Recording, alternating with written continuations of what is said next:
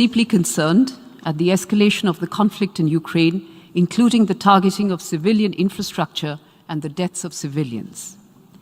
We have consistently advocated that no solution can ever be arrived at the cost of human lives. Escalation of hostilities and violence is in no one's interest. We have urged that all efforts be made for an immediate cessation of hostilities and an urgent return to the path of dialogue and diplomacy. We believe that the global order that we all subscribe to is based on international law, the UN Charter, and respect for the territorial integrity and sovereignty of all states. These principles must be upheld without exception. Dialogue is the only answer to settling differences and disputes, however daunting that may appear at this moment. The path to peace requires us to keep all channels of diplomacy open. We therefore sincerely hope for an early resumption of peace talks to bring about an immediate ceasefire and resolution of the conflict. India stands ready to support all such efforts aimed at de-escalation. It is also unfortunate that as the trajectory of the Ukrainian conflict unfolds, the entire global South has suffered a substantial collateral damage.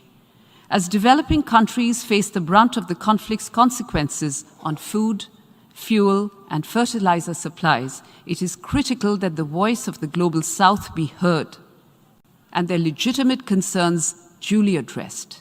We must therefore not initiate measures that further complicate a struggling global economy. Mr. President, there are other pressing issues at play, some of which have not been adequately addressed in the resolution voted today. Our decision to abstain is consistent with our well-thought-out national position. I would also quote my External Affairs Minister from his address to this very August Assembly last month, and I quote, "India is on the side of peace and will remain firmly there. We are on the side that respects the UN Charter and its founding principles. We are on the side that calls for dialogue and diplomacy as the only way out.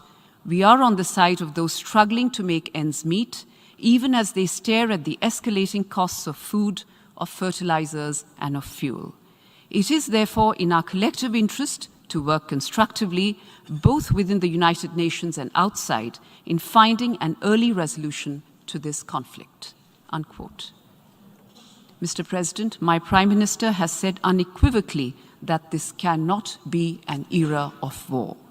With this firm resolve to strive for a peaceful solution